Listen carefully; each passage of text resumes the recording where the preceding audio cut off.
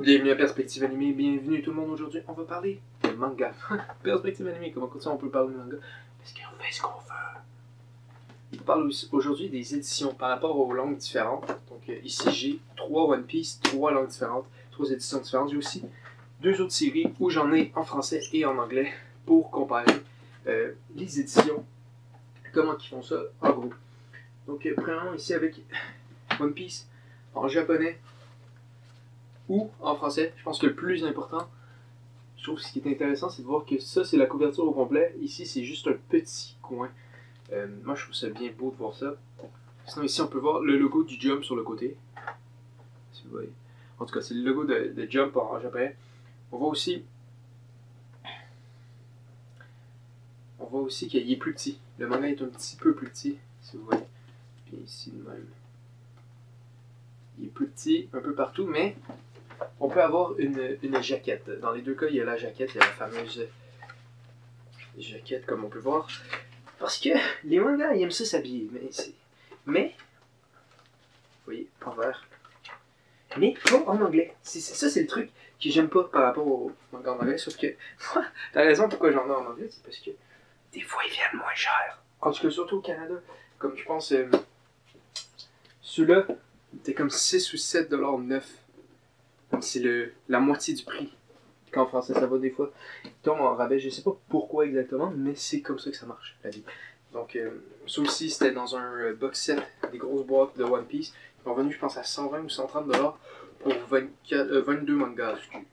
Un bon prix, pour être honnête avec vous. Mais, vous voyez ici, c'est un livre. C'est un livre normal, il n'y a pas de jacket, rien. C'est un peu blend, mais par contre j'aime mieux le logo du Shonen ici, ce qui est quand même vraiment le fun. Parce que là t'es comme, oh je suis Shonen Jump.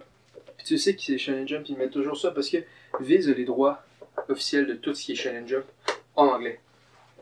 On va comparer ça avec le français, regardez la différence de grosseur. Quand même une bonne différence, vous voyez tout ici, il n'y a pas de jacket, il est plus épais aussi. Le papier est différent je pense. Ici, ça a l'air pas mal d'un papier conventionnel. Un papier un peu... c'est une bonne grosseur, vous voyez. Du bon papier que tu peux faire une grosse coupure avec. Ici, en français, le papier est un petit peu plus mince. Puis en japonais, le papier est quasiment inexistant, ok? C'est du tout petit papier. J'avais vu de quoi par rapport à ça. Je pense que c'est des techniques d'impression qu'il y a pas mal juste au Japon pour arriver à imprimer des livres dans des prix assez bas. C'est pour ça que les mangas coûtent environ des 4 à 5 $ neufs au Japon parce que c'est des techniques d'impression assez cheap. C'est un peu la technique de même, comme ça tu as juste des couleurs très simples sur les covers, puis tu peux mettre juste un truc en plastique qui coûte moins cher, je pense, que à l'impression. C'est un peu ça, mais moi je le trouve vraiment cool avec. C'est toute une map. Je sais pas si c'est. Ah, c'est une map de.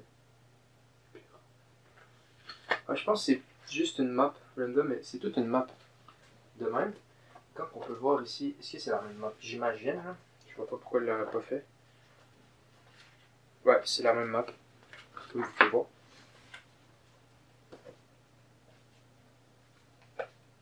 Donc c'est pas mal ça. On peut voir ici, encore, avec les versions françaises et anglaises.